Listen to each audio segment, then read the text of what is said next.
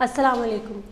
आज इस वीडियो में हम बात करेंगे इक्विलिब्रियम के बारे में कि इक्विलिब्रियम क्या होता है। और अगर आपने ऑब्जेक्ट्स को ऑब्ज़र्व किया हो, किसी भी बॉडी को ऑब्ज़र्व किया हो कि जब वो रेस्ट में होती है तो हमें ये फ़ील होता है कि उस पर कोई फोर्स मौजूद नहीं है, इस वजह से वो रेस्ट में मौजूद है।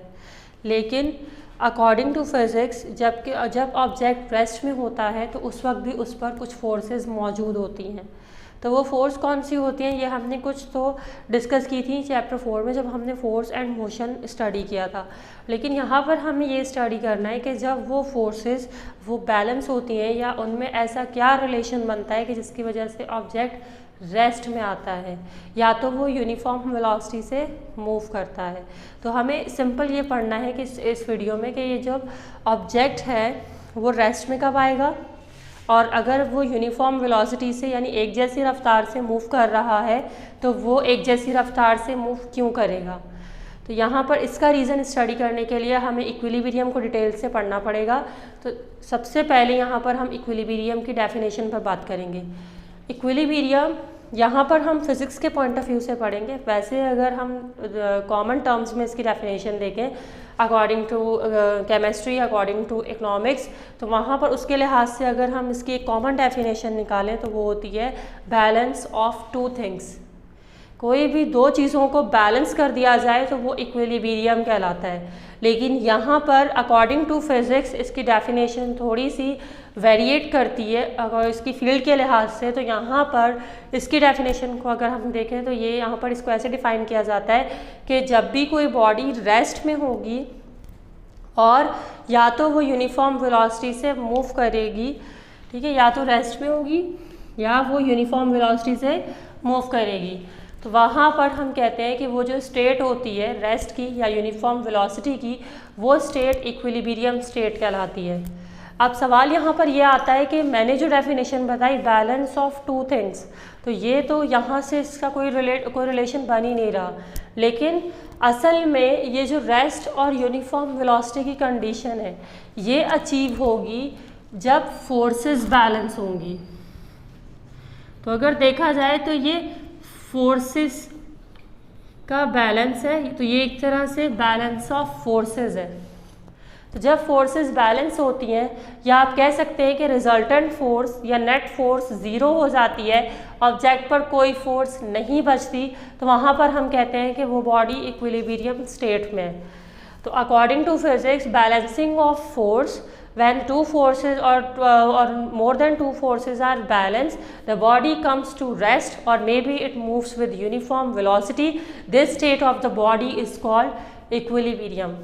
फिर इक्विलिब्रियम दो तरह का होता है, एक होता है स्टैटिक और एक होता है डायनामिक। स्टैटिक इक्विलिब्रियम आप वर्ड से ही समझ गए होंगे, स्टैटिक मीन्स स्टेशनरी और static means to remain at rest.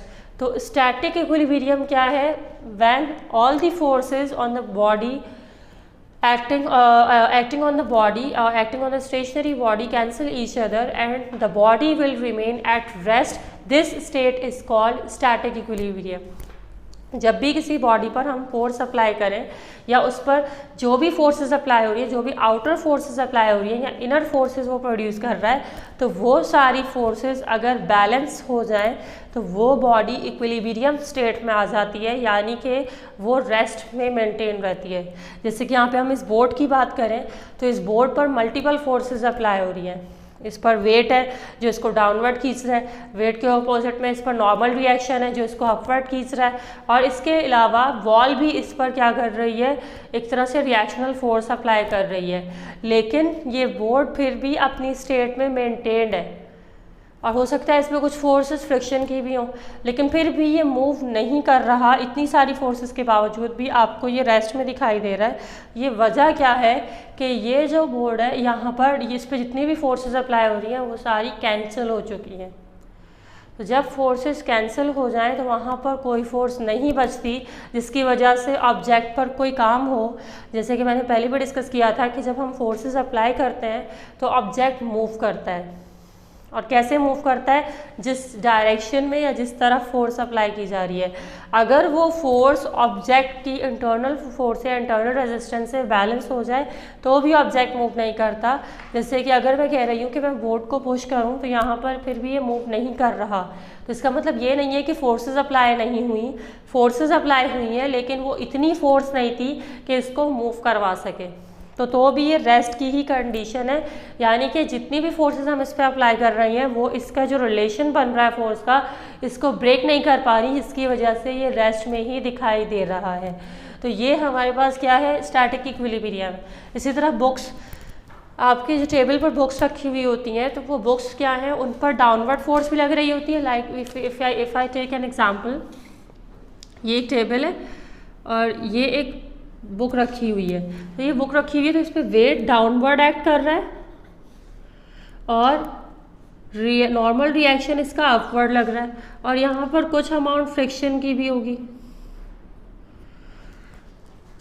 तो ये तीन फोर्सेस एक साथ ऑब्जेक्ट पे एक्ट कर रही हैं, वेट डाउनवर्ड है, नॉर्मल रिएक्शन अपवर्ड है और फ्रिक्शन भी मौजूद है। अब यहाँ पर ऑब्जेक्ट मूव क्यों नहीं कर रहा, क्योंकि वेट और नॉर्मल रिएक्शन ये दोनों बराबर हैं। अगर मैं कह रही हूँ कि ये 50 है तो ये भी 50 है, तो ये 50 और ये भी 50 है, तो आप जब फोर्सेस की डायरेक्शन ऑपोजिट होती है तो आप कहते हैं कि यहाँ पर ये क्या होगा, ये ऑपोजिट डायरेक्शन की वजह से एक पॉजिटिव होगी और एक नेगेटिव होगी। तो जब एक पॉजिटिव है और एक नेगेटिव है तो दोनों क्या है, सेम मैग्नीट्यूड रख रही हैं, तो दोनों कैंसिल हो जाएंगी। अगर हम इन्हें ऐड करें तो एक पॉजिटिव है और एक नेगेटिव है, तो ये दोनों क्या होंगे, प्लस माइनस माइनस, तो ये पूरी कैंसिल हो गई। तो कोई फोर्स ऑब्जेक्ट पर इन दोनों के लिहाज से मौजूद नहीं है, यानी वर्टिकल कोई फोर्स नहीं है। फिर बची कौन सी फोर्स, फ्रिक्शन। फ्रिक्शन यहाँ पर क्या करेगी, फ्रिक्शन इसको रेजिस्ट कर रही है मोशन से, वो इसको मूव नहीं करने दे रही। तो यहाँ पर ये फ्रिक्शन की वजह से ये ऑब्जेक्ट रेस्ट में है। तो यहाँ पर ये फोर्स जो मौजूद थी ये इसको रेस्ट में मेंटेन करने की कोशिश कर रही है। तो इस लिहाज से यहाँ पर ये जो ऑब्जेक्ट है ये स्टैटिक इक्विलिब्रियम में मौजूद है, क्योंकि फोर्सेस बैलेंस हुई और उसको क्या किया, उसने उस रेस्ट में मेंटेन करके रखा। अब इसके अलावा यहाँ पर डायनामिक इक्विलिब्रियम। डायनामिक इक्विलिब्रियम क्या होता है, dynamic equilibrium, dynamic means power, power या आप ये भी कह सकते हैं मीन्स मोशन। तो डायनामिक इक्विलिब्रियम में क्या होगा कि बॉडी मूव करेगी यूनिफॉर्म वेलोसिटी से। इसकी जो डेफिनेशन थी इक्विलिब्रियम की कि जब बॉडी रेस्ट में होगी या तो यूनिफॉर्म वेलोसिटी से मूव करेगी, तो इसको हमने दो हिस्सों में ब्रेक कर लिया कि अगर वो रेस्ट में है, वो स्टेशनरी है, तो वहाँ पर वो स्टैटिक इक्विलिब्रियम में होगी, और अगर वो मूव कर रही है विद यूनिफॉर्म वेलोसिटी, जैसे कि अगर आप गाड़ी कंसीडर करें, आप कार को मूव करवा रहे हैं और आप उसको एक ही स्पीड से मूव करवा रहे हैं, तो वो जो एक कांस्टेंट स्पीड से मूव कर रही है तो उस पर सारी फोर्सेस बैलेंस हैं, यानी कि आप जो फोर्स गाड़ी पर लगा रहे हैं थ्रू द एक्सेलरेटर, तो वहाँ पर क्या होगा, वो फोर्स आप क्या करेंगे, बैलेंस करके रखेंगे, तो वो सेम वेलोसिटी से मूव करेगी। अगर आपने अपनी फोर्स आगे पीछे की बाय द स्टीयरिंग व्हील और बाय द एक्सेलरेटर, तो वहाँ पर क्या होगा कि आप जो गाड़ी की यूनिफॉर्म वेलोसिटी है वो चेंज हो जाएगी। यानी अगर वो 50 से मूव कर रही थी तो अब वो फ्लक्चुएट करके हो सकता है 45 पे आ जाए या 55 पे चला जाए। It depends upon your force, that if you have decrease your force, it will decline and the velocity will decline and it will become 45, but if you increase your forces it may be 55 or 60। अब यहाँ पर मैंने जो example लिखी है वो paratrooper की लिखी है। इक्विलिब्रियम की जब भी हम फिजिक्स में बात करते हैं तो यहाँ पर हम पैराट्रूपर को लाजमी कंसिडर करते हैं। अगर आपने पैराशूट या पैराट्रूपर्स देखे हो तो वहाँ पर जो पैराशूट मौजूद होता है तो वो जब लैंड करता है नीचे की तरफ आ रहा होता है, तो वैसे अगर हम देखें, अगर ऑब्जेक्ट को वैसे गिराया जाए तो वो बहुत जल्दी नीचे आ जाता है, ग्रेविटी उसको अपनी तरफ खींच लेती है। लेकिन अगर हम पैराट्रूपर्स की बात करें तो पैराट्रूपर्स को भी ग्रेविटी अपनी तरफ खींच रही होती है, लेकिन फिर भी वो एक स्लाइट मोशन से, यानी बहुत स्लो तरीके से वो ज़मीन पर आता है, और जिसकी वजह से जो इंसान पैराशूट्स को यानी होल्ड कर रहा होता है उसको चोट वगैरह नहीं लगती। तो इसके पीछे क्या रीज़न है, इसके पीछे भी यही रीज़न है कि फोर्सेस बैलेंस हो रही होती हैं। जब हम पैराशूट्स अगर आपने देखे हो तो पैराशूट्स ऊपर से एयर बैलून की तरह होते हैं, एयर बैलून की तरह होते हैं, और उसमें बाकायदा ये जो गैसेस फिल होती हैं, वहाँ पर हीट प्रोवाइड की जा रही होती है, या आप कह सकते हैं कि वहाँ पे एयर फिल हो जाती है, और वो जो उसका साइज़ है पैराशूट का, वो इतना रखा जाता है कि उसमें इतनी एयर फिल हो या इतनी गैस फिल हो कि वो नीचे ग्रेविटी से जो भी इंसान उसके अंदर मौजूद है या उससे हैंग हुआ हुआ है उसको रेजिस्ट कर सके। तो जब वो उससे रेजिस्ट करेगी तो इस वजह से वो क्या होगा कि वो एकदम नहीं गिरेगा, वो आहिस्ता आहिस्ता नीचे आएगा। फिर अब यहाँ पर तीसरी फोर्स भी आ जाती है कि यहाँ पर एयर रेजिस्टेंस भी अप्लाई हो रही होती है, क्योंकि हवा का दबाव भी होता है जो पैराशूट को क्या कर रहा होता है, फ्रीली मूव करवा रहा होता है। तो हवा का दबाव जब उसको फ्रीली मूव करवा रहा है तो वेट डाउनवर्ड था, नॉर्मल रिएक्शन अपवर्ड था, जो कि एयर की वजह से दोनों ने कैंसिल किया, और उसके बाद क्या हुआ, जो फोर्स बच जाएगी सिर्फ वो एयर रेजिस्टेंस बचेगी, जिसकी वजह से आपने देखा होगा कि जिस तरफ हवा का दबाव होता है उसी तरफ पैराशूट मूव कर रहा होता है। तो यहाँ पर भी इक्विलिब्रियम स्टेट है, ये यूनिफॉर्म वेलोसिटी से जो मूवमेंट हो रही होती है, क्योंकि जिस तरफ हवा का दबाव है उसी तरफ वो मूव कर रहा है विद यूनिफॉर्म वेलोसिटी, एक जैसी रफ्तार से, तो इसको हम कहते हैं डायनामिक इक्विलिब्रियम। ठीक है, इसके अलावा और बहुत सारी एग्जाम्पल हो सकती हैं। आप बॉल की एग्जाम्पल ले सकते हैं। अगर आपने बॉल को ऐसे थ्रो किया है कि वो यूनिफॉर्म वेलोसिटी से मूव कर रही है, एक जैसी रफ्तार से मूव कर रही है, तो वहाँ पर भी क्या होगा, डायनामिक इक्विलिब्रियम की स्टेट होगी। तो ये हमने क्या किया, दो इसके एक तरह से टाइप्स पढ़ लिए इक्विलिब्रियम की।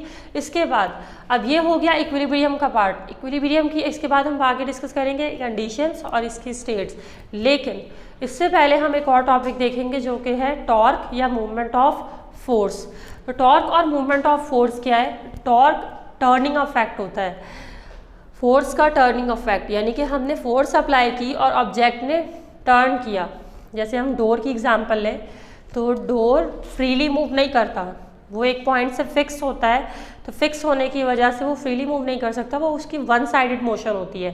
तो वन साइडेड मोशन कैसे हो रही होती है कि आप उसको कॉर्नर से एक साइड से तो फिक्स होता है, दूसरी साइड से आप उसको क्या करते हैं, फोर्स अप्लाई करते हैं।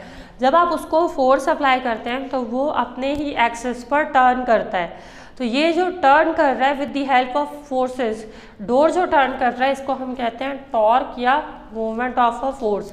अभी जैसे मैंने डोर की एग्जांपल दी, इसी तरह आप देख सकते हैं सी सॉ। सी सॉ कैसे मूव करता है? सी सॉ आपने देखा होगा कि वहाँ पर भी क्या हो रहा होता है कि वो टर्न कर रहा होता है, यानी जो दो अपोजिट लोग बैठे हुए होते हैं, वो अगर एक का वजन ज़्यादा है, एक ज़्यादा फोर्स अप्लाई कर रहा है तो वो नीचे जाता है, और जिसकी वजह से जो दूसरे वाला होता है वो ऊपर आता है। तो वहाँ पर भी वो उसका, यानी कह लें जो वो सी सॉ है वो टर्न कर रहा है, वो टर्न कर रहा है। तो यहाँ पर हमने फोर्सेस अप्लाई की, जो लोग बैठे हुए थे वो फोर्सेस अप्लाई कर रहे हैं, जिसकी वजह से क्या हो रहा है, वो जो सी सॉ है वो कम्प्लीटली टर्न कर रहा है। तो यहाँ पर भी क्या प्रोड्यूस हो रहा है, टॉर्क या मूवमेंट ऑफ अ फोर्स। ठीक है, तो यहाँ पर सेवरल ऑब्जेक्ट्स हैं, जैसे कि मिसाल के तौर पर आप कह सकते हैं बुक के पेजेस। बुक के पेजेस को जब आप क्या करते हैं, पलटते हैं, तो वहाँ पर क्या होता है, वो भी फिक्स होते हैं, और जब आप उनको पलटते हैं तो वहाँ पर भी वो टर्न करते हैं, वो हाफ रोटेशन करते हैं। तो वहाँ पर भी हम कह सकते हैं कि टॉर्क प्रोड्यूस होता है with the help of forces. अब इसके बाद अब यहाँ पर इसके फैक्टर्स हैं कि किन चीज़ों पर टॉर्क डिपेंड करेगा या movement of a force depend करेगी। तो दो चीज़ों पर डिपेंड करता है, एक होता है मूवमेंट आर्म और एक होता है magnitude of the force. Movement arm क्या है? मूवमेंट आर्म डिस्टेंस है। जैसे कि मैंने अभी सी सॉ की एग्जांपल ली, तो सी सॉ से ही हम इसकी एग्जांपल को देख सकते हैं। ये जैसे कि मौजूद है, यहाँ पर ये सी सॉ हमने कंसीडर किया हुआ है, तो यहाँ पर यहाँ से भी फोर्स लग रही है और यहाँ से भी फोर्स लग रही है। अगर इस साइड से ऊपर की तरफ मूवमेंट हो रही है तो इस साइड से डाउनवर्ड मोशन होगी। तो यहाँ पर ये जो फिक्स पॉइंट था, टॉर्क के लिए एक पॉइंट बॉडी का फिक्स होगा, तो ये जो फिक्स पॉइंट था वो था यहाँ से लेके आखिर तक का, यानी जहाँ पर फोर्स अप्लाई होगी वहाँ तक का डिस्टेंस मूवमेंट आर्म कहलाता है। या आप ये भी कह सकते हैं कि फोर्स अगर हम यहाँ से अप्लाई कर रहे हैं तो यहाँ से यहाँ तक का, यानी जिस तरफ से फोर्स अप्लाई हो रही है वो जो गैप होगा, वो जो स्पेस होगा बीच में, वो कहलाता है मूवमेंट आर्म। तो एक तो डिपेंड कर रहा है मूवमेंट आर्म पर, दूसरा डिपेंड करता है फोर्सेस पर। फोर्सेस के मैग्नीट्यूड पर। जितनी ज़्यादा फोर्सेस होंगी उतना ज़्यादा टॉर्क प्रोड्यूस होगा, जितनी कम फोर्सेस होंगी उतना कम टॉर्क प्रोड्यूस होगा। जैसे कि अगर हम डोर की एग्जांपल लें तो डोर को अगर हम ज़्यादा फोर्स अप्लाई करें तो वो पूरा रोटेट कर जाता है, पूरा रोटेट इन अ सेंस कि जितना उसका एक्सिस है वो उसका पूरे एक्सिस पे कंप्लीट रोटेशन करता है। तो यहाँ पर फोर्स ज़्यादा थी तो टॉर्क भी ज़्यादा प्रोड्यूस हुआ क्योंकि टर्निंग इफेक्ट भी ज़्यादा हुआ। लेकिन अगर फोर्स कम होती, अगर फोर्स कम है तो क्या होगा, वो अपने एक्सिस ऑफ रोटेशन पर कंप्लीट मोशन नहीं करेगा बल्कि वो कुछ हिस्से में आकर रुक जाएगा। तो वहाँ पर फोर्स कम होने की वजह से उसका टॉर्क भी क्या हो गया, डिक्रीज हो गया, पूरा उसने कंप्लीटली टर्न नहीं किया। इसके बाद आगे देख सकते हैं, इसके बाद यहाँ पे ये इसके फैक्टर्स हो गए दोनों। अब ये दो फैक्टर्स आए, एक मोमेंट आर्म और एक फोर्स। तो मोमेंट आर्म और फोर्स की मदद से ही हम इसका फॉर्मूला बनाएंगे। तो यहाँ पे आप देख सकते हैं इसका फॉर्मूला जो बना वो F × D बना। ये F फोर्स है, ये D मोमेंट आर्म है। यहाँ पर ये जो सिंबल है ये टॉर्क का सिंबल है, इसे हम पढ़ते हैं tau. This is the Greek letter, तो इसे हम टॉ पढ़ते हैं। ये इस तरीके से बनाया जाता है जैसे कि मैंने इसकी शेप को यहाँ पर बनाया हुआ है, ये कुछ इस तरह होता है। यहाँ पर तो टॉ किसके इक्वल है, F × D के। तो F यहाँ फोर्स है, D यहाँ पर मोमेंट आर्म है। अब सवाल यहाँ पर यह आता है कि वर्क का फॉर्मूला भी तो F × D होता है, तो वर्क का फॉर्मूला भी F × D है और टॉर्क का भी F × D है। अगर हम वर्क के लिए बात करें तो वर्क का यूनिट होता है न्यूटन मीटर, जिसको हम मिला के पढ़ते हैं जूल। इसको मिला के हम जूल पढ़ रहे होते हैं, यानी ये जूल के इक्वल कंसिडर किया जाता है। अब यहाँ पर इसका यूनिट अगर हम देखें तो फोर्स का न्यूटन होता है, डिस्प्लेसमेंट का या आप कह सकते हैं मोमेंट आर्म का मीटर होता है। तो न्यूटन मीटर क्या यहाँ पर भी जूल होगा? तो ये तो जूल के इक्वल था क्योंकि न्यूटन मीटर हमने कहा जूल के इक्वल होता है अकॉर्डिंग टू वर्क या एनर्जी। लेकिन यहाँ पर अगर हम टॉर्क के लिए बात करें तो न्यूटन मीटर जूल के इक्वल नहीं होता क्योंकि यहाँ पर दोनों में थोड़ा सा डिफरेंस है। यहाँ पर डॉट होता है वर्क के बीच में, आप यानी कह लें ये इस तरह नहीं लिख सकते, वर्क के फॉर्मूले को आप ऐसे नहीं लिख सकते, ये एक रॉन्ग तरीका है, गलत तरीका है। लेकिन टॉर्क का जो फॉर्मूला है इसको आप इस तरह नहीं लिख सकते, ये भी गलत है। तो टॉर्क का जो फॉर्मूला है ये क्रॉस में होता है, यानी इसमें बीच में क्रॉस प्रोडक्ट होता है फोर्स और मोमेंट आर्म के बीच में। लेकिन अगर हम वर्क की बात करें तो वर्क में बीच में डॉट आता है। मैथमेटिकली ये दोनों सेम चीज़ें हैं, लेकिन इन टर्म्स ऑफ फिजिक्स ये दोनों अलग अलग चीज़ें हैं। ये होता है क्रॉस प्रोडक्ट, ये होता है डॉट प्रोडक्ट। तो ये दोनों को अलग अलग तरीके से ट्रीट किया जाता है। अगर हम इन दोनों को एक तरह से वेक्टर के तौर पे सॉल्व करें तो दोनों के लिए इनका जो फिनोमिनन होगा वो बिल्कुल अलग होगा। इसी वजह से यहाँ पर ये जब क्रॉस प्रोडक्ट है यानी F और D क्रॉस में मौजूद है तो ये न्यूटन मीटर है, तो ये जूल के इक्वल नहीं होता क्योंकि जो joule is the name of the scientist. तो जूल ने जो एनर्जी की बात की थी, वर्क की बात की थी, वो उसने एनर्जी और वर्क के लिहाज से की थी, उसने टॉर्क के लिहाज से नहीं की थी। इस वजह से हम यहाँ पर न्यूटन मीटर को जूल के इक्वल नहीं ले सकते। फिर अब यहाँ पर ये हो गया, इसकी डेफिनेशन हो गई। इसके अलावा अब बचता है कि इसकी नेचर क्या है। यहाँ पर अगर हम इसकी नेचर की बात करें तो फोर्स वेक्टर है, मोमेंट आर्म एक स्पेसिफिक डिस्टेंस है। अगर मैं डोर की बात करूं तो डोर अगर अभी न्यू लगा है तो भी मोमेंट आर्म सेम होगा, ये गैप सेम रहेगा यहाँ से फिक्स पॉइंट से लेके जहाँ पर फोर्स अप्लाई होगी। अगर 10 साल गुजर जाते हैं उस डोर को तो भी ये मोमेंट आर्म यही रहेगा। और उसके बाद जब तक वो डोर अपनी सही सलामत स्टेट में मौजूद होगा तो उसका मोमेंट आर्म वही रहेगा। It means that moment arm is also the vector quantity, यानी कि ये भी क्या होगा, इसको कोई डायरेक्शन इसकी कोई यानी डायरेक्शन चेंज नहीं होती, ये एक स्पेसिफिक डिस्टेंस है, तो ये भी वेक्टर है। वेक्टर ये क्रॉस में, तो इसका प्रोडक्ट भी क्या आएगा, वेक्टर आएगा। इसका मतलब टॉर्क जो है ये वेक्टर इन नेचर है, तो टॉर्क वेक्टर है। लेकिन अगर हम वर्क की बात करें तो वर्क पे फोर्स, ये जो फोर्स है ये वेक्टर है और ये डिस्प्लेसमेंट ये भी वेक्टर है, लेकिन वर्क की नेचर स्केलर होती है। तो ये जैसा कि मैं कह रही थी कि डॉट और क्रॉस में डिफरेंस होता है, तो एक डिफरेंस ये भी होता है कि अगर हम क्रॉस के लिहाज से बात करें तो वेक्टर और वेक्टर वेक्टर बनाता है, लेकिन अगर हम डॉट के लिहाज से बात करें तो वेक्टर और वेक्टर स्केलर बना रहा होता है। तो वर्क स्केलर है, टॉर्क वेक्टर है। यहाँ पर बच्चे मिस्टेक करते हैं, तो I hope you will not do this mistake. अब इसके बाद यहाँ पर टॉर्क दो तरह का होता है, एक होता है क्लॉकवाइज और एक होता है एंटी क्लॉकवाइज। क्लॉकवाइज टॉर्क कौन सा होता है, जो पॉजिटिव लिया जा रहा होता है। एंटी क्लॉकवाइज टॉर्क, जिसको हम काउंटर क्लॉकवाइज टॉर्क भी कह रहे होते हैं, ये पॉजिटिव लिया जाता है। तो यहाँ पर आप देख सकते हैं, जैसे मैंने सीसॉ की एग्जांपल अभी बताई थी, तो सीसॉ में यहाँ पर ये इसका फिक्स पॉइंट O था और ये एक पॉइंट इसका, एक एंड पॉइंट इसका A था और एक एंड पॉइंट इसका B था। अब A से लेके O तक का डिस्टेंस मोमेंट आर्म है, O से लेके B तक का डिस्टेंस भी मोमेंट आर्म है। अब यहाँ पर ये फोर्स जो है अगर यहाँ से डाउनवर्ड अप्लाई हो रही है तो ऑब्वियसली यहाँ से ये अपवर्ड अप्लाई होगी। तो जितना ज़्यादा गैप होगा उतनी ज़्यादा फोर्स प्रॉपरली अप्लाई होगी, यानी फोर्स की डायरेक्शन परपेंडिकुलर होनी चाहिए मूवमेंट आर्म के। तो फिर क्या होगा, वहाँ पर टॉर्क ज़्यादा प्रोड्यूस होगा। लेकिन अगर हम इसको यहाँ से मूव करवाते, यहाँ पर फोर्स अप्लाई करते तो टॉर्क कम होता, क्योंकि मूवमेंट आर्म कम है। तो मूवमेंट आर्म ज़्यादा होगा तो टॉर्क ज़्यादा होगा। इसके अलावा ये जो पॉइंट है, ये जो फिक्स पॉइंट है, इसको हम कहते हैं एक्सिस ऑफ रोटेशन, क्योंकि इसी के इर्द गिर्द ये पूरा सीसॉ मूव करेगा।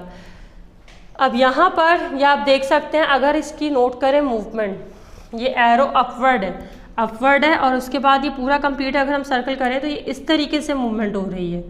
तो ये इस तरीके से मूवमेंट हो रही है, यानी एंटी क्लॉकवाइज मूवमेंट हो रही है। तो इसको हम कहते हैं काउंटर क्लॉकवाइज टॉर्क, अगर एंटी क्लॉकवाइज मूवमेंट हो रही है, और इसको हम लेते हैं पॉजिटिव।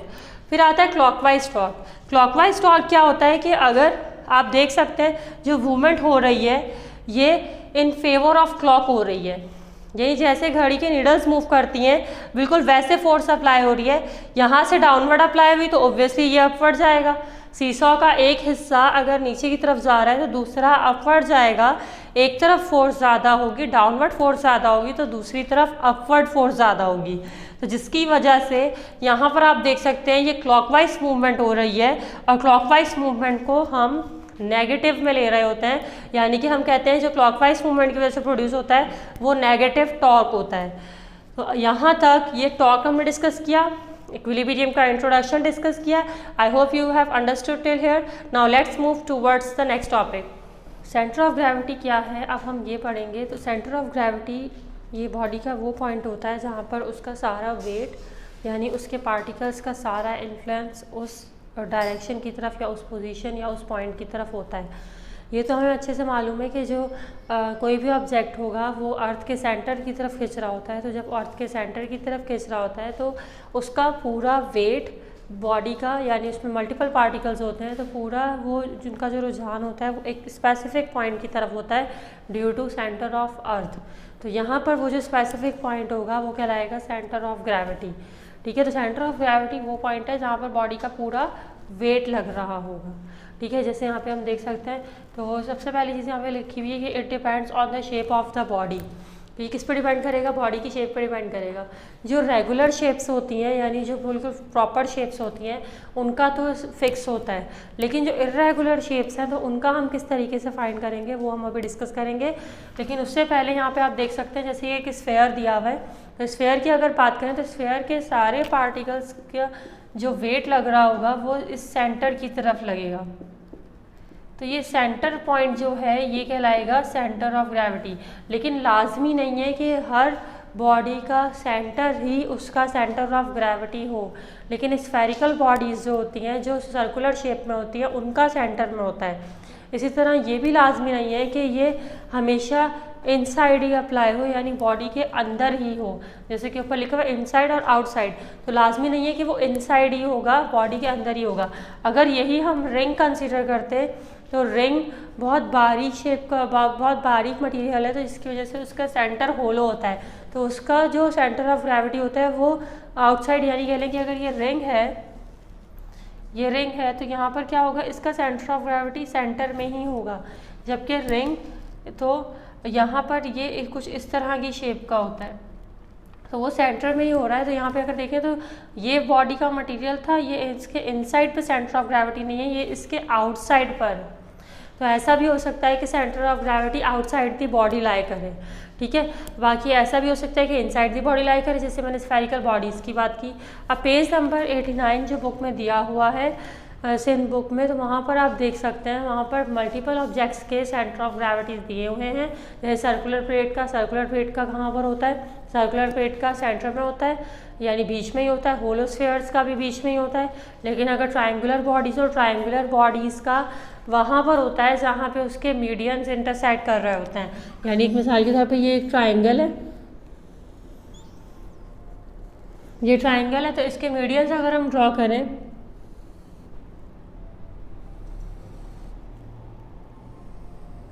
तो ये जहाँ पर कट कर रहे हैं, यानी कह रहे हैं कि जहाँ पर जिस पॉइंट पर ये मिल रहे हैं, इनकी इंटरसेक्शन हो रही है, वो पॉइंट इस पर क्या होगा, इसका सेंटर ऑफ ग्रेविटी होगा। तो रेगुलर शेप्स के तो कंफर्म है, लेकिन इर्रेगुलर शेप्स के कैसे मालूम होंगे? तो इर्रेगुलर शेप्स के मालूम करने के लिए यहाँ पर हम प्लम लाइन का इस्तेमाल करते हैं। प्लम लाइन क्या होता है, आपको दिखाई दे रहा होगा यहाँ पर। प्लम लाइन ये एक उसके बॉब की तरह, यानी कह सकते हैं कि एक पेंडुलम की तरह होता है। थ्रेड से, स्ट्रिंग से क्या किया जाता है, एक कॉनिकल शेप मेटल को अटैच किया जाता है, तो ये क्या कहलाता है, ये प्लम लाइन कहलाता है, ठीक है। बहुत सिंपल सी शेप का एक इंस्ट्रूमेंट है ये। इसका सेंटर ऑफ ग्रेविटी फाइंड किया गया। इसका सेंटर ऑफ ग्रेविटी कैसे फाइंड किया, इसको हैंग कर दिया। इसको हैंग करके फिर जब इसको मूव करवाया तो यहाँ पर वैसे आप देख रहे जो ये जो ऑब्जेक्ट है, जब इसको मूव करवाया तो यहाँ पर ये वापस अपनी पोजीशन में वर्टिकली आएगा और वहीं पे आके ये वर्टिकली रुकेगा, यानी सेंटर में। तो इससे हमें ये मालूम हुआ कि एक तो इसका वेट डाउनवर्ड लग रहा है और ऊपर से इसकी टेंशन अपवर्ड लग रही है। तो वो क्या कर रही है, वो इसको सेंटर की तरफ यानी वर्टिकली ही खींच रही है, जिसकी वजह से इसे मूव करवाने के बाद भी ये पेंडुलम की तरह वापस ही अपनी पोजीशन पर लाई कर जाएगा। इसके बाद अब इसका सेंटर ऑफ ग्रेविटी ऑब्जर्व किया गया कि क्योंकि इसका वेट डाउनवर्ड लग रहा है, इसकी वजह से ये बार बार डाउनवर्ड ही आकर रुक रहा है।